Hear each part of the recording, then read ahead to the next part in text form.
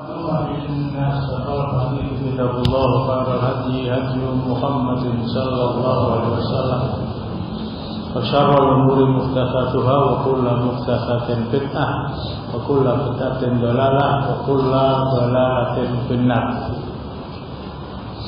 Ikhwani fi din rasyadakumullah, tidak mati dalam keadaan musyrik.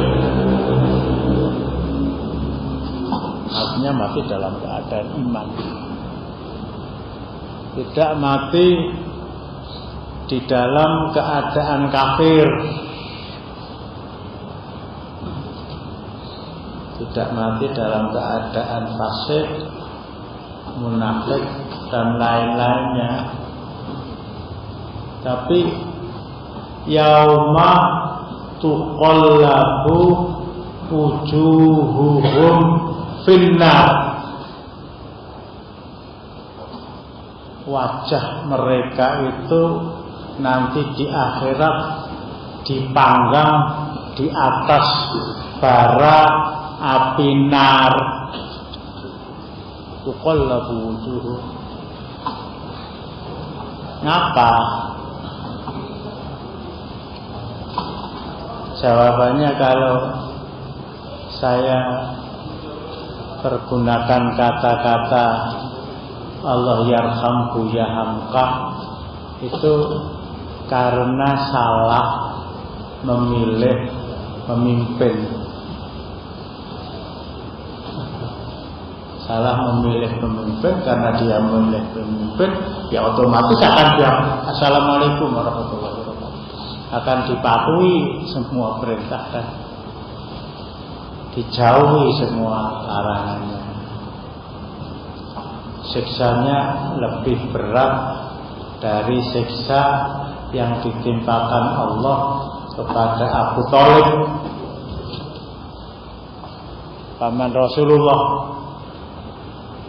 Itu hanya kakinya yang disentuh dengan api nar dalam wujud kerikil atau telompah. Otak di dalam kepala ini mendidih. Lah kalau wajahnya dipanggang terus otaknya kaya ngopo itu?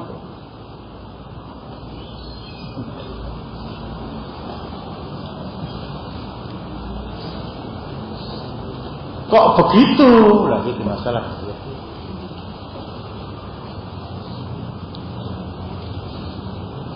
Akibat yang ditimbulkan sebab memilih pemimpin,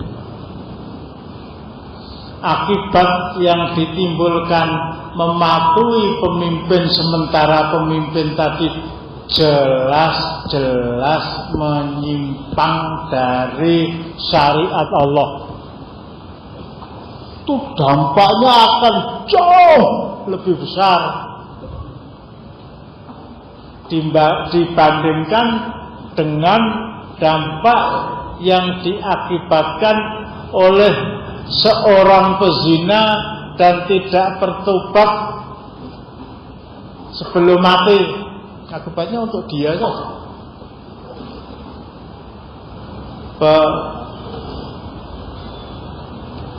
Judi,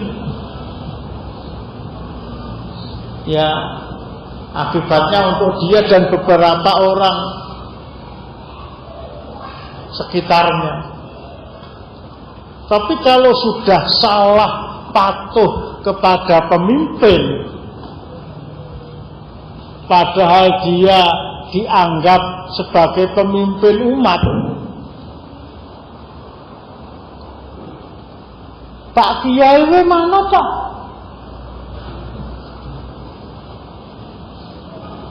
Pak Kiai mana Pak? Jadi didhawuhi manut Kiai.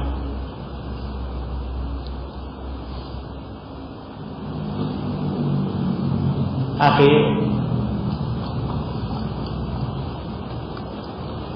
kalau saya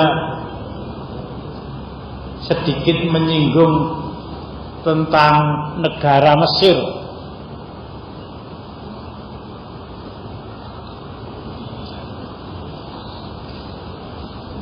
asosiasi pertama yang timbul di dalam benak kita apa? Ya, senengannya kelayaban.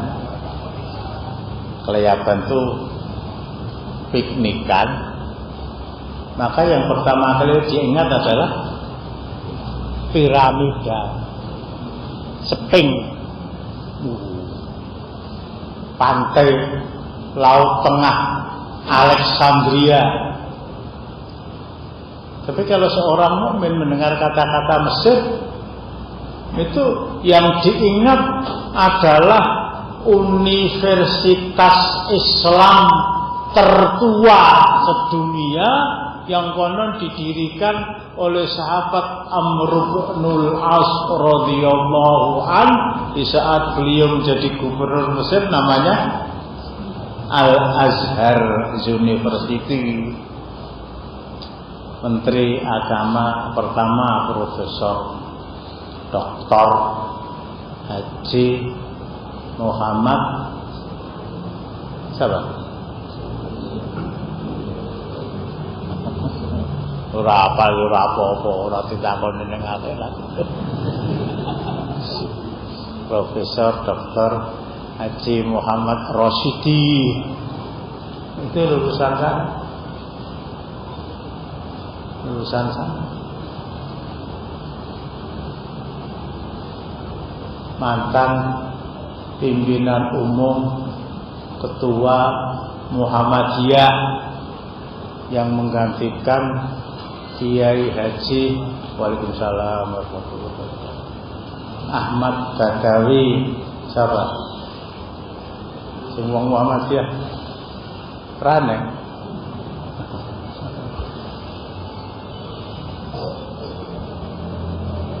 Bapaknya namanya Kiai Haji Ahmad Basir, anaknya menjadi pimpinan Muhammadiyah Kiai Haji Azhar Basir.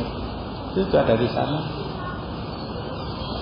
Pimpinan Aisyah Profesor Dr. Baroroh Barid, itu juga lulusan dari Al-Azhar University. Banyak. Tapi dalam kemegahan yang dibaca dari luar itu pernah terjadi suasana kelabu di Mesir. Bukan hanya kelabu, hitam kelam. Kok hitam kelam ya? Enggak gelangan.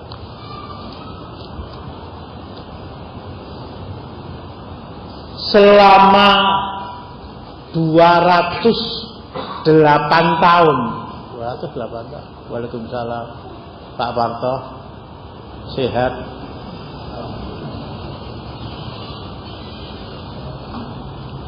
Mulai tahun 359 Hijriah sampai 567 Hijriah. Saya baca di dalam Al-Bidayah wa Nihayahnya Ibnu Katsir. Mesir itu dikuasai oleh orang-orang Syiah.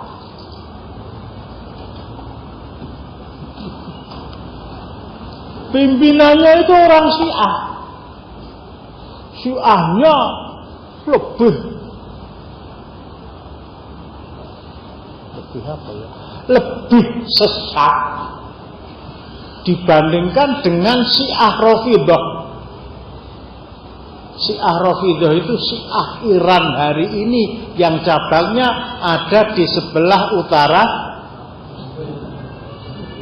Sebelah utara Penumpang itu rumahnya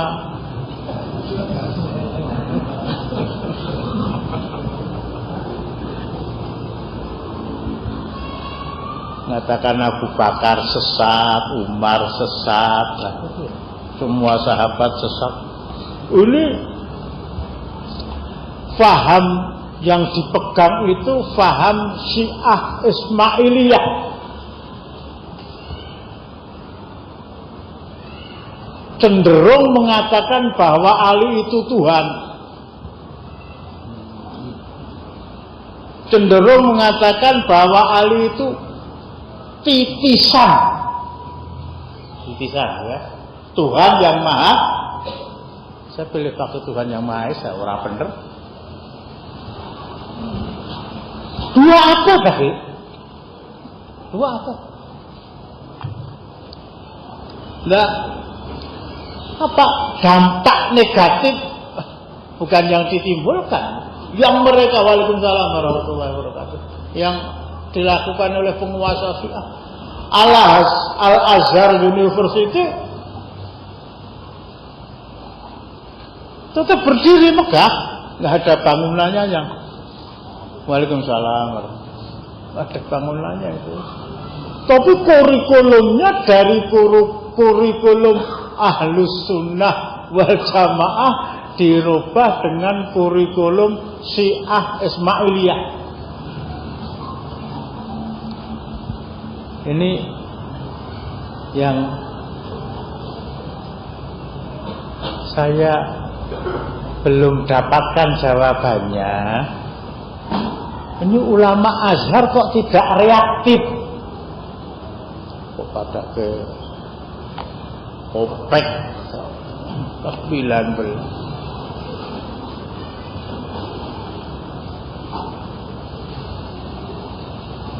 Sudah dirubah sedemikian rupa, yang ada itu adalah Allah, yang ada itu adalah Muhammad, yang ada itu adalah Allah.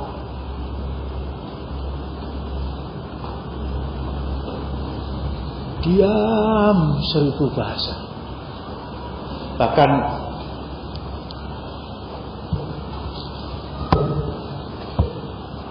salah seorang di antara penguasa mereka digelari dengan Al-Hakim bi Amrillah, orang yang memutuskan dengan semua urusan yang ada di dalam Al-Quran dan Sunnah. Penerjemahan bebasnya begitu, Al-Hakim bi Amrillah. Diterangkan di sana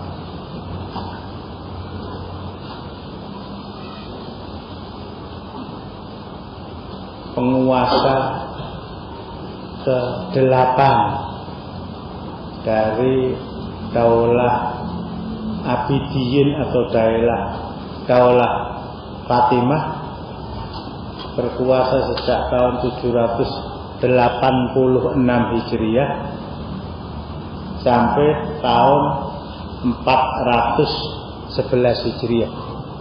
Apa langkah yang menonjol yang pernah dia lakukan? Orang-orang dekat VCI dia.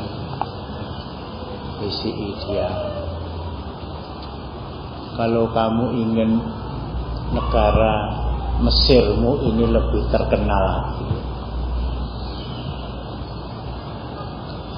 kamu gali secara terang-terangan kubur Muhammad,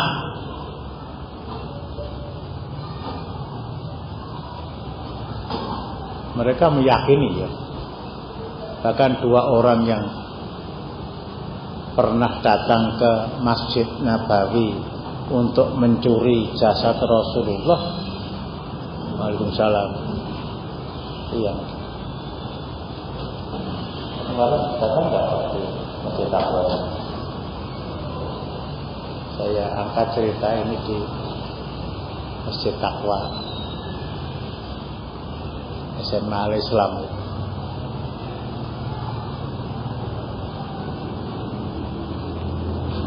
Ini orang Kristen ya, orang Kristen. Tapi seyakin-yakinnya bahwa bahasa dia, orang yang dikubur di sini itu jasadnya masih utuh. Untuk itu mau saya curi dan saya bawa ke negeri saya, dan setelah sampai di sana saya umumkan, nabimu jenazah wis tak tolong, mempermalukan orang Islam. Pernah dengar ini ya? Nggak perlu diulang kan?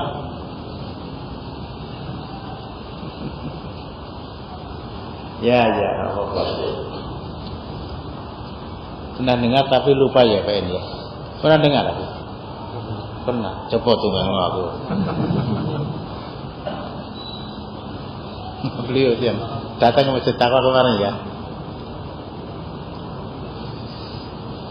Ini ada usaha 4 kali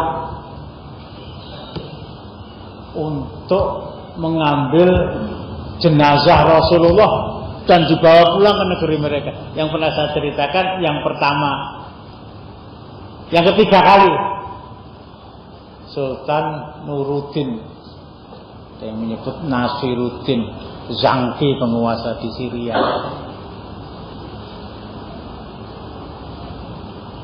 Ini menggok jauh loh ya, ngantuk saya itu apa-apa.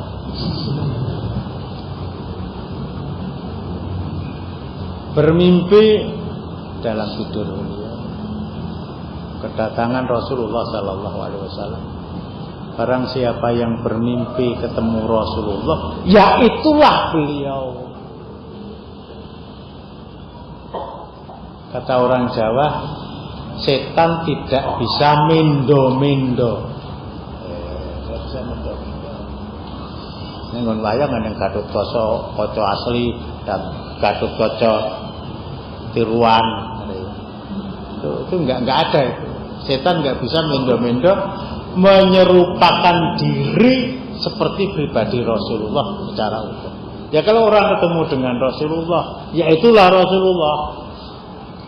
Hanya bedanya beliau sudah meninggal dan kita ketemu di dalam mimpi. Lah kok orang tahu mimpi lah sing mbok gagas Ronaldo. Demo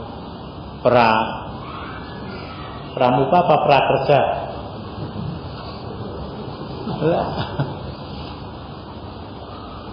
anta ma'aman ahbabta ilaihi, kamu akan bersama orang yang kamu cintai. Bahkan dalam tidur pun ya kita ketemu dengan anak kita, ketemu dengan bapak dan ibu kita yang mungkin sudah meninggal, ketemu dengan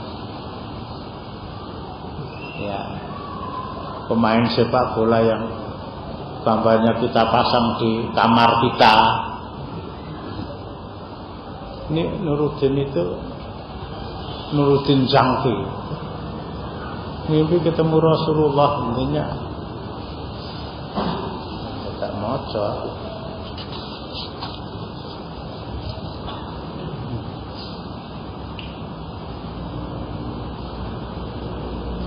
Anjitni angkibni min hadaini.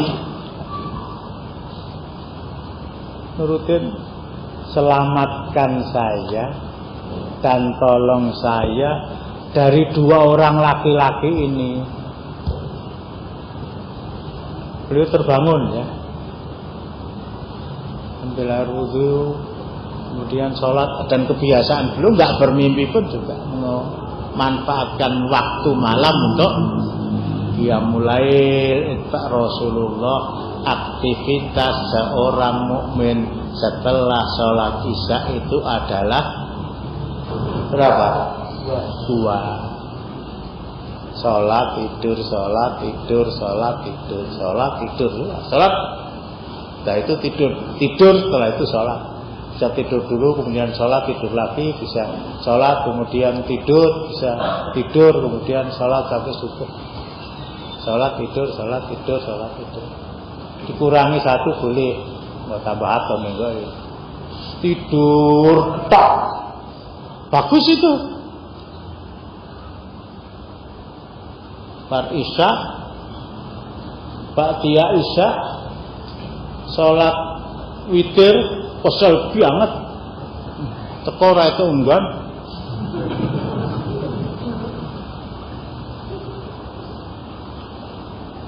Witir sambil duduk assalamualaikum blek tangi-tangi azan subuh pukul 04.05 alhamdulillahilladzi ahyana ba'da ma amatana wa ilaihin nusyur. Tidur tok bagus, salat tok. Juga ada contoh dari Rasulullah di malam perang Badar. Abu Bakar mencari mana Rasulullah tadi saya temani, ternyata beliau sedang sholat. Memohon kepada Allah, nyuwun menang jeng-jeng ya Allah. Bukan tanggal 9 Desember. Bukan. Rasulullah gak kenal 9 Desember. Semalam suntuk. Termasuk tanggal 27 Ramadan. Tidur, sholat, tidur tok, bagus. Sholat tok, bagus.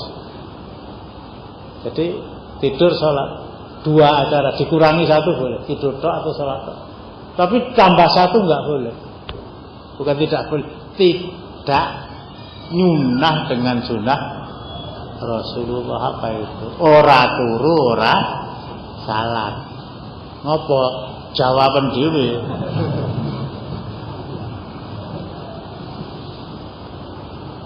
Ora dikon turu ning pengajian malah turu. Dikon turu malah nantang sekak tanggane. Malah nonton sinetron. Ini ya beberapa pengecualian yang saya terangkan. Mungkin ada tamu, mungkin ada pengajian, mungkin ada rapat besok berangkat ke DPRD jam berapa, malah ngomong ke.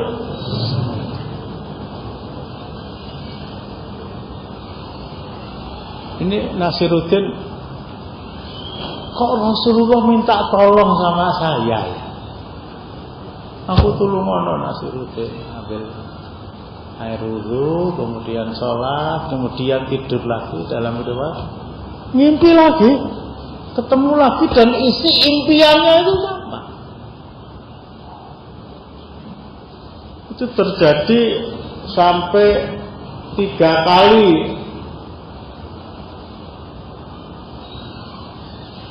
Akhirnya beliau panggil menteri beliau,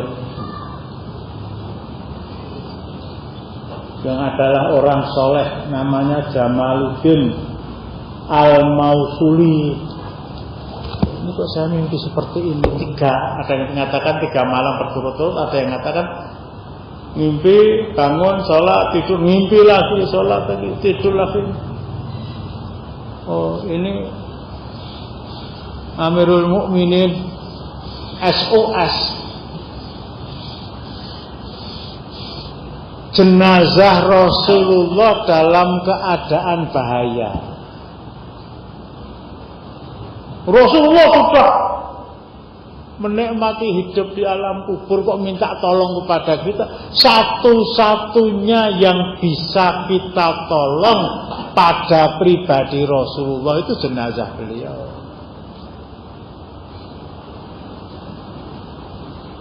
Waktu itu juga memerintahkan kepada menteri tadi, siapkan pasukan. Neraca ya, tidak terlalu banyak, tapi cukup memadai menjaga keselamatan beliau dari Damaskus ke Madinah. Kemudian ringkasnya sampai di Masjid Nabawi, masuk ke dalam, sholat 2 rakaat, menyuruh seluruh penduduk Madinah untuk kumpul di sana. Demi duit kabeh. Berarti yang gajinya kurang dari 5 juta. Tapi turun lagu telu lah.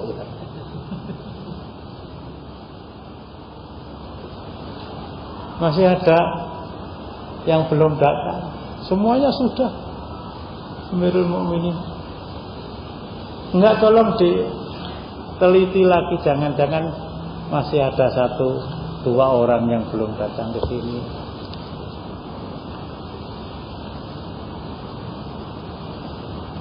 Faqala tafakkaru wa ta'ammalu faqalu lam yabqa ahadun illa rajulaini maghribaini la yatanawalani min ahadil syai'an. Semuanya sudah ngumpul Amirul Mukminin, kecuali 2 orang pendatang dari barat, dari Eropa. Huma solihani, orang soleh. Ghaniyani, kaya raya. Yakfuronis sodakota alal ma'awiji, banyak bersedekah kepada orang-orang yang membutuhkan. Fangsaroho sodrahu faqala alaya bihima. Ini kata orang Jawa maknya titik terang mulai tampak. Panggil keduanya. Ini jadi tahajudnya kuat, sedekahnya kuat, jamaah di Masjid Nabawi mesti ambil shaf awal, setiap pagi sebelum subuh berziarah ke Baqi, kubur para sahabat Rasulullah. Panggil dia ke sini. Alaya bihima fa'ata bihima fara'ahuma rajulainil lazaini asyara Nabi sallallahu alaihi wasallam bi qaulihi anzidni wa angkitni min hadaini. Begitu orang tadi didatangkan, sudah tersibak awan kelabu. Ya orang itu yang saya lihat di dalam mimpi, ditunjuk, enggak nunjuk antum loh ya, ya. Aku munggah supaya semuanya lihat itu. Sing lor karo kidul kok beda lah gitu. Pripun Pak Warso kok iku banget tenan to. Pripun danane? Ini siapa yang akan apa kata orang Jawa, cancut tali wondo. Oh kidul meri terus etan meri, ya terserah pokoknya.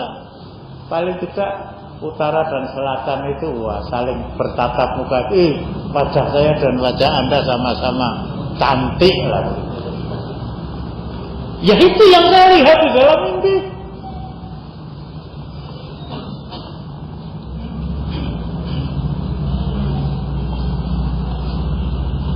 Faqala lahumma, ini saya nggak punya niat membaca ini, kok malah jadi motor itu.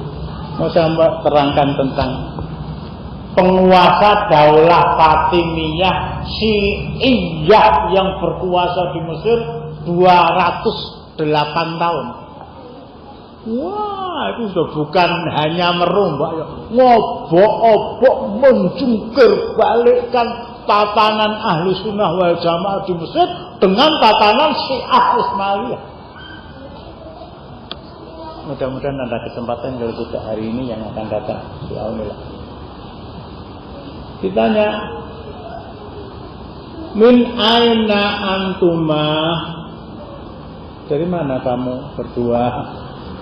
Jawabnya, min biladil maghrib. Jikna fa'adzaini fahtarna mujawirata min hadhil ami inda Rasulullah sallallahu alaihi wasallam. Datang kami untuk melaksanakan haji, selama waktu haji belum datang kami berusaha untuk tinggal di dekat makam Rasulullah sallallahu alaihi wasallam. Di mana tinggalnya? Di sana. Itu zona Uranen, zona Oren, zona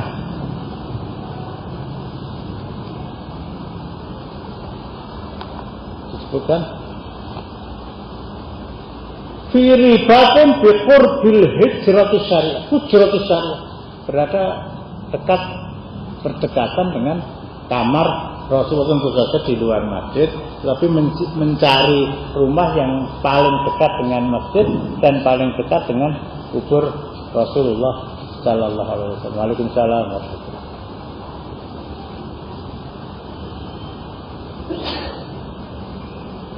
Fa'amsikhuma wa hadir ila mazilihima. Tangkap,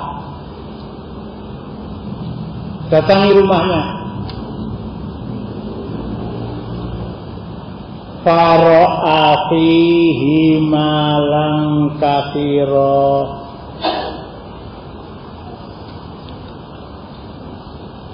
Wa lam yara fi syai'an ghairu dzalik. Jadi kepada petugas ya, tentara, datangi rumahnya, periksa ada apa di sana. Mereka dapati uang yang banyak dari dinar dan dirham. Para petugas tadi, para tentara, ada barang-barang mewah dan sampai kepada yang kecil dicatat dan dilaporkan. Kok enggak ada yang mencurigakan? Biar saya yang turun tangan. Nah, gitu. Biar saya yang turun tangan.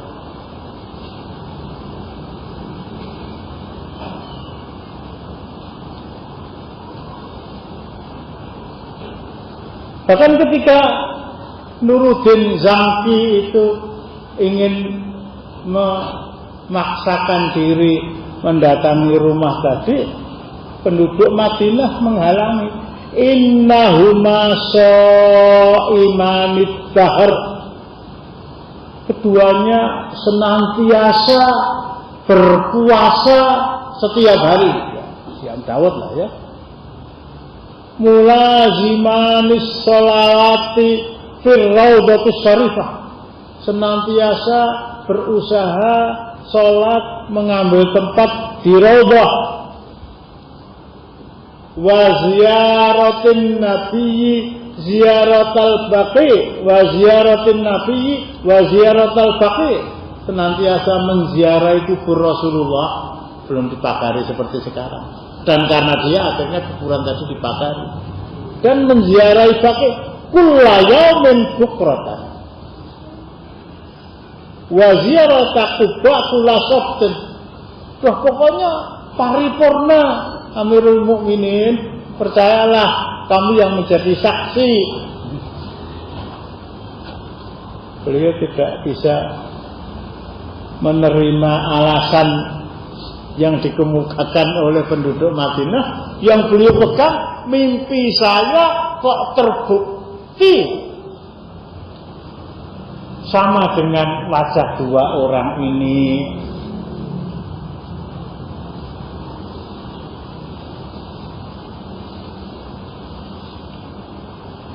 Wa baqiya sultan yatufu fil baiti binafsi. Enggak, saya ingin kontrol satu persatu. Ya, sudut demi sudut, bagian rumah demi bagian rumah.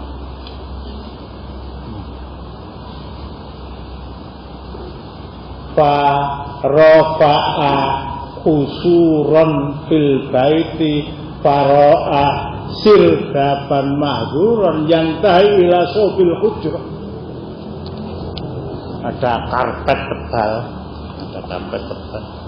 yang ada di sudut ruangan yang mungkin terlupakan oleh petugas yang diperintahkan. Oleh beliau dibuka, innalillahi wa inna ilaihi raji'un. Ternyata di bawah karpet itu ada lubang. Lubang tadi dimasuki orang itu cukup. Dan ketika diperintahkan salah seorang pengikut beliau telusuri, ternyata lubang tadi menuju ke kubur Rasulullah sallallahu alaihi wasallam. Ayo dia, akhirnya ngaku kami ini orang Kristen. walan tardo angka Yahudu walan Nasoro hatta tattabi'a millatahum. Surat Al-Baqarah ayat 120. Orang Yahudi, orang Kristen tidak akan rela, tidak akan ridho, tidak akan nyenyak tidur, tidak akan enak makan sehingga kalian mengikuti agama mereka. Salah satu di antara usahanya mencuri jasad Rasulullah.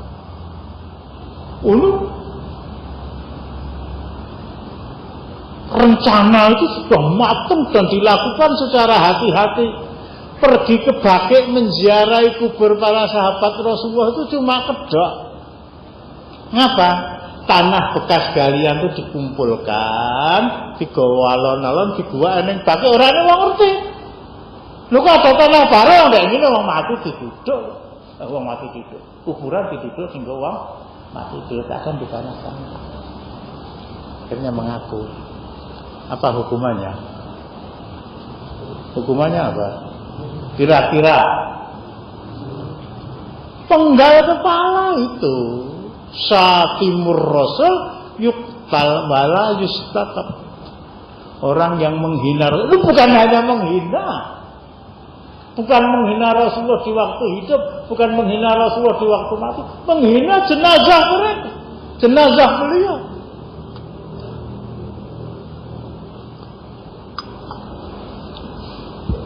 Dalam praktek sehari-hari ya, dalam praktek sehari-hari.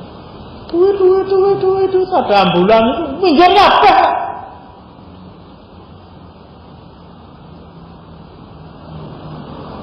Bahkan ada jenazah yang dibawa dan Rasulullah berpapasan dengan jenazah, beliau minggir. Itu malah dicolong, malah dicolong. Saya dengarkan berita jam 4 tadi. Salah seorang warga Sulawesi Selatan atau Sulawesi Tenggara menuntut kepada gubernur agar jenazah orang tua saya digali. Ngapa? Dipindahkan ke tempat pemakaman umum. Ngapa? Divonis corona. Tapi setelah hasil tes itu keluar negatif, gubernur menjanjikan, profesor apa namanya, profesor ya jadi gubernur, jadi apa ya kepengen enggak, dokter ya jadi lulusan tata terus bukan mengginti sampai nangis itu. Saya tidak rela kalau orang tua saya dikubur bersama-sama orang yang terkena COVID-19 padahal tidak kena itu. Ini selesai ya. Ada 4 kisah, bahkan yang kelima itu khusus ingin menggali jenazah Abu Bakar dan Umar radhiyallahu anhu. Siapa kuwi? Siapa? Masuk ora iso jawab itu. Siapa? Mesti si kanjane wong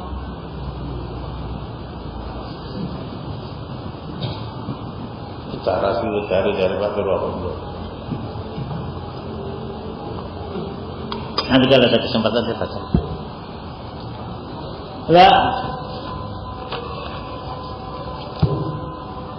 Raja Syiah Mesir yang mendapatkan gelar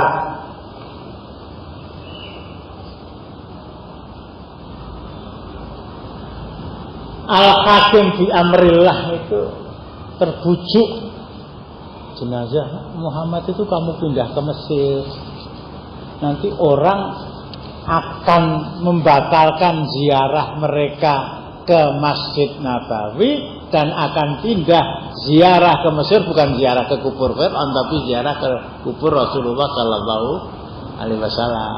Sementara saya harus ingatkan semua hadis, kata Syekhul Islam Ibnu Taimiyah, yang berkenaan dengan ziarah kubur Rasulullah itu kalau tidak makdzubah maudhu'ah, Kalau tidak dusta mesti palsu. Manzaro qabri wajabat lahu syafaati. Barang siapa yang menziarahi kuburku, dia wajib mendapatkan syafaatku. Ini palsu, kata beliau.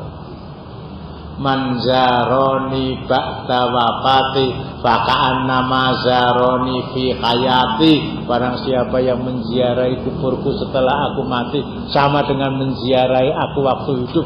Itu juga palsu. Man hajja walam yazurni faqad jafani. Barang siapa yang melaksanakan haji dan tidak menziarahi kuburku, sungguh dia telah membenci aku. Semuanya dibenci, semuanya palsu, semuanya maghdzubah, maudhu'ah, dusta palsu. Tidak ada satu hadis pun yang memerintahkan kepada kita untuk ziarah kubur Rasulullah. Nah, preventifnya Sultan Nuruddin itu pagari kubur beliau bertiga, Rasulullah sallallahu alaihi wasallam, Abu Bakar As-Siddiq bin Abi Quhafah, Umar bin Khattab radhiyallahu anhum, konon dirosas dengan timah atau dengan tembakau, cor-coran timah. Maka baca itu tebalnya sampai 3 meter, dalamnya sampai 7 meter. Wes dibom karo Amerika, bomnya mendat. Kok kaya wong ngantuk dipukul ya mendat ya.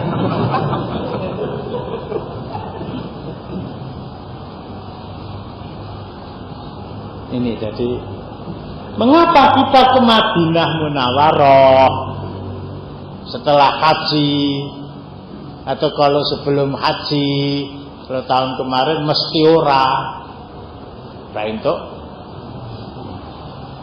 Itu ingin sholat di Masjid Nabawi yang pahalanya 1000 kali dibandingkan dengan sholat di tempat yang termasuk Baitul Ma'mur. Itu hanya ke sana. Jadi bukan berziarah kepada Rasul, ziarah ke Masjid Nabawi iya, ziarah ke Madinatul Rasul iya, tapi bukan ziarah ke kubur Rasulullah.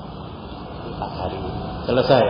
Nah, kemudian Al-Hakim bi Amrillah itu tergiur ya, perintahkan kepada salah seorang pembantunya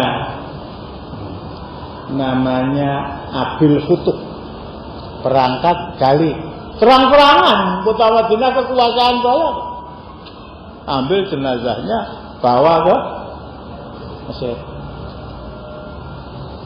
Itu dalam perjalanan datang badai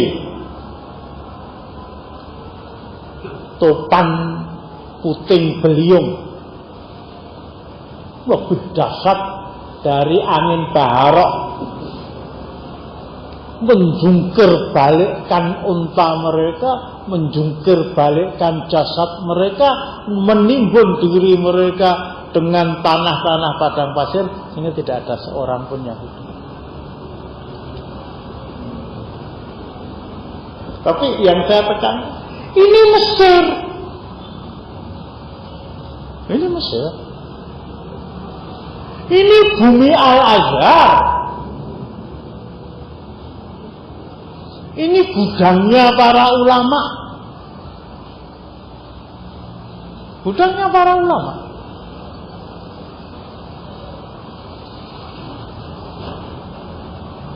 Diam 1000 bahasa. Diam 1000 bahasa. Ya sampai tadi kurikulum dirubah sedemikian rupa, diganti dengan kurikulum Syiah, semuanya diam. Sampai akhirnya datang Salahuddin Al-Ayyubi Al-Misri,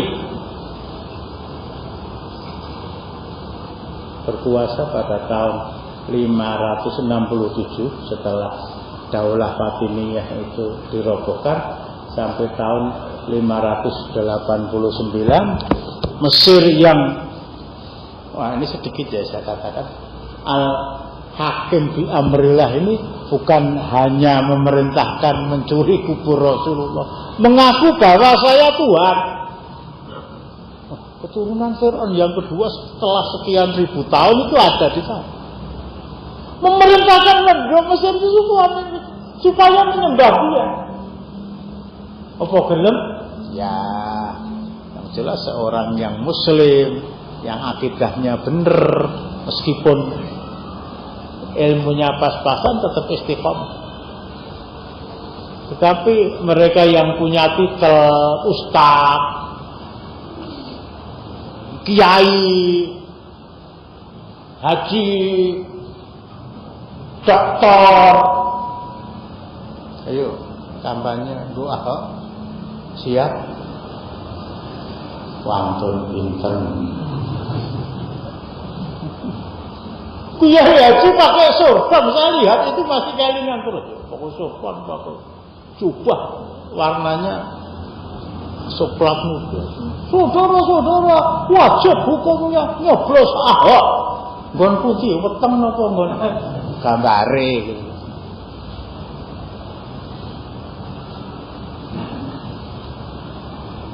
Sehingga ketika dia menyatakan dirinya itu Tuhan, jurukam munafik, dan itu lebih berbahaya dari orang Islam yang paling bodoh tetapi iltizam dengan keislamannya. Ini yang menyebabkan satu orang ikut dia, 2 orang, 10 dan banyak.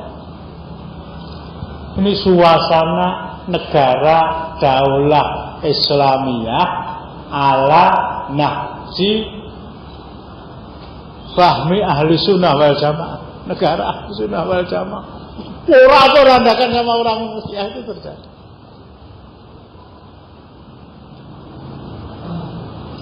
Ya mudah-mudahan tidak terjadi di Indonesia ya.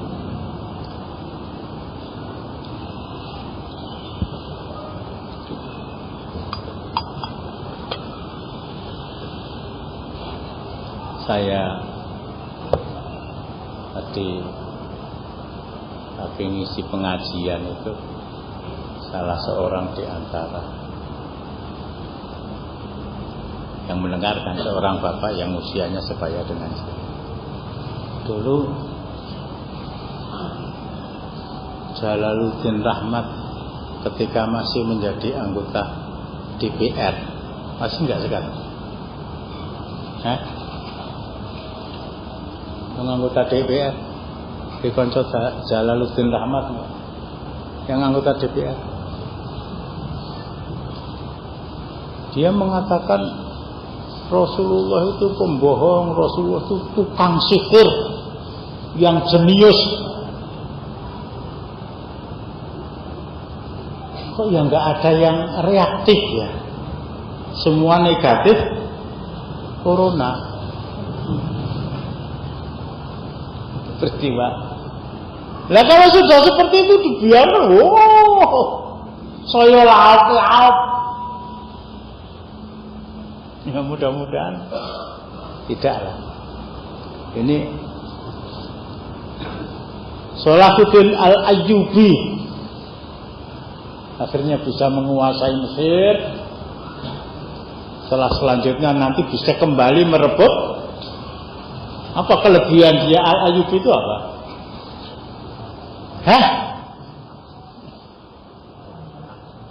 Merebut Masjidil Aqsa Yerusalem setelah dikuasai oleh orang-orang. Dan dulu pernah direbut oleh tentara Umar Ibnul Khattab ketika dia menjadi khulafaur, termasuk Mesir. Itu dia harus merubah dalam semua aspek kehidupan yang bukan hanya terwarnai, betul-betul akar Syiah itu betul-betul sudah mendarah mendaging di kalangan ya orang-orang awam. 200 tahun. 200 tahun lagi umur sama berapa? 200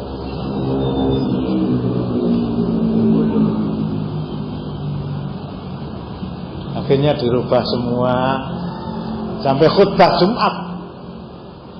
Khutbah Jumat itu ketika doa dibaca dalam khutbah kedua harus menyebut penguasa di mana mereka tinggal. Penguasa Syiah itu. Langsung dia perintahkan kepada bawahnya, rubah khutbah Jumat, yang kita doakan bukan penguasa Syiah, karena penguasa Syiah sekarang sudah dikalahkan. Kita doakan penguasa Daulah Abbasiyah yang beribu kota di Baghdad dan merubah semua pola pikir umat. Dan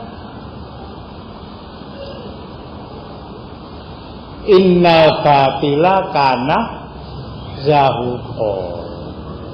Kebatilan itu meskipun sudah mendarah mendaging pada seseorang, begitu hati mereka itu tersentuh oleh Islam yang benar, kata peribahasa, hujan setahun dihapus, panas setahun dihapus oleh hujan. Itu Quran ya apa?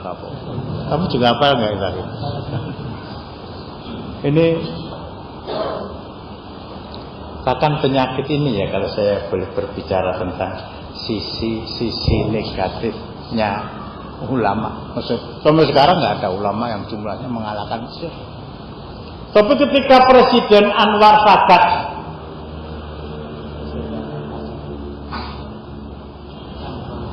aku mau nih, utur menang aku ngomong.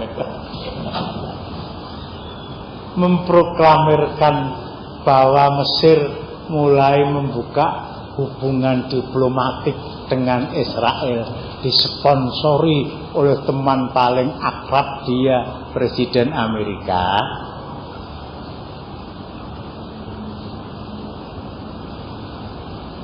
Itu jadi seandainya para ulama Azhar itu mengeluarkan komentarnya reaktif terhadap apa yang dia putuskan, paling tidak akan maju mundur.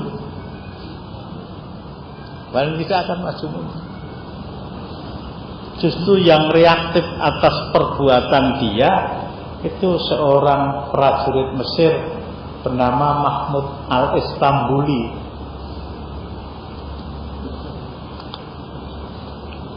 Mahmud al-Istanbul, kira-kira setan alas.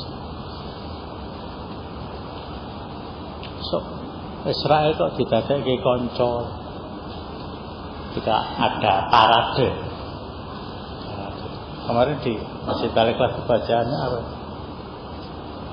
Sing pondokun Pak. Defile Anwar Sadat dengan pakaian kebesaran memperingati kemenangan mereka merebut benteng Barlek. Bajunya baru, diambil pagi-pagi dengan pesawat terbang, gonjikuk seragam sing didanggake neng Paris. Anyar tenan. Isi mambu Cina nek bahasa saya dhewe. Dalam sikap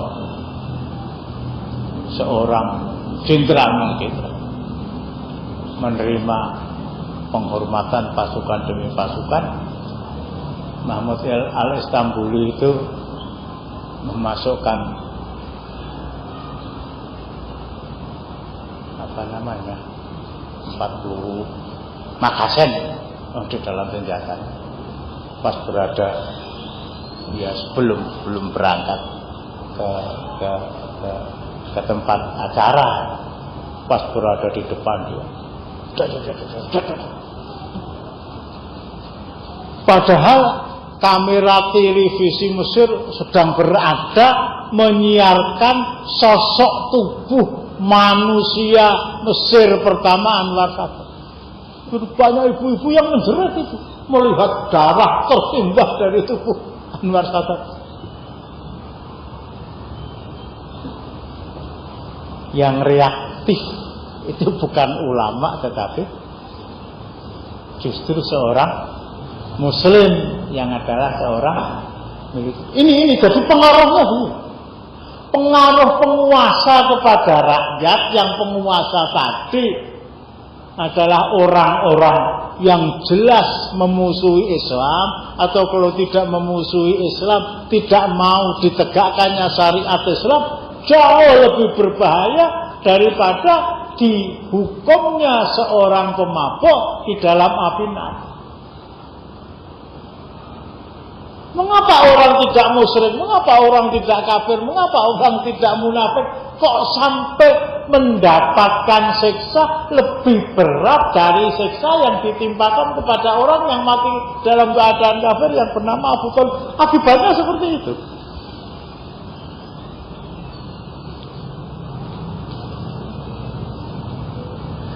Di Saudi mudah-mudahan tidak berkelanjutan ya.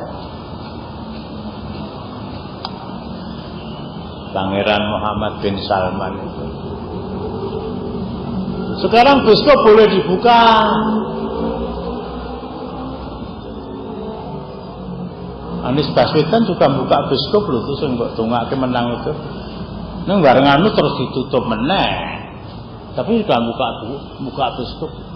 Di Saudi bioskop itu masuk sesuatu yang belum pernah dilihat oleh penduduknya.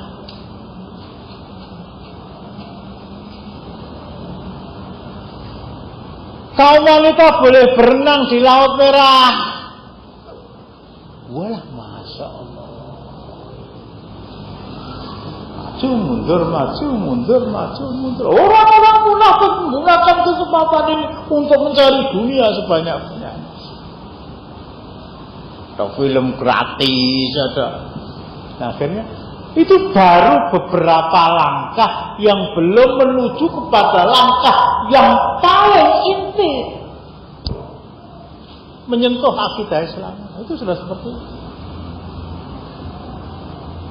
Nah, bagaimana di negara lain?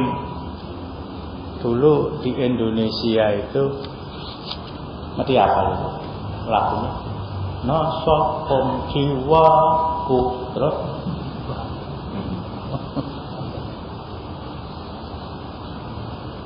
kita singgung sedikit dalam kesempatan yang akan datang, insya Allah. Ada yang ganjel, nek ngantuk mesti mripate ganjel.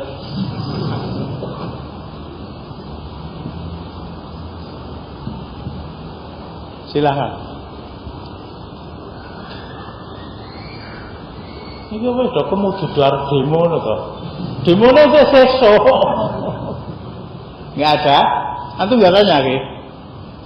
Tenane.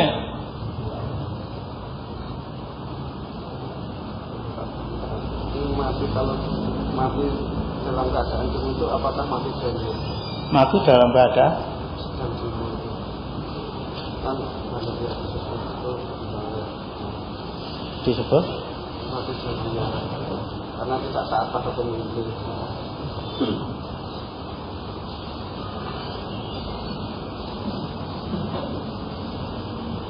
Mudah-mudahan tidak. Mudah-mudahan tidak. Abdullah bin Zubair bin Awam, bapaknya Abdullah bin Zubair yang ditanyakan beliau kemarin, Tolha bin Ubaidillah itu mati di tangan tentara Ali bin Abi Thalib dengan senjatanya dalam waqiatul Jamal, karena tidak mau menerima kepemimpinan Ali. Bukan hanya tidak takut, tidak mau mengerahkan tentara yang memimpin Ibu Aisyah radhiyallahu anha. Muawiyah bin Abi Sufyan dalam perang Siffin, kalau saya membaca ini, masya Allah, tak tahu hatiku aja nangis. Putra-putra terbaik, bahkan para sahabat Rasulullah dan putra-putra beliau radhiyallahu anhum, sebagian di pihak tentara Ali jumlahnya sekitar 85.000 orang, sebagian di pihak tentara Muawiyah jumlahnya sekitar 8.000. Perang Jadi kalau dikatakan tidak patuh kepada pimpinan, Muawiyah dengan 80.000 pasukan itu berontak sama Ali. Ya, perang iso ngantuk terus piye? Ya menang kapan? Terjawab ya, insyaallah. Jadi seandainya itu terjadi, Abdullah bin Zubair pun dibunuh oleh tentara Muawiyah, bahkan digantung di dekat.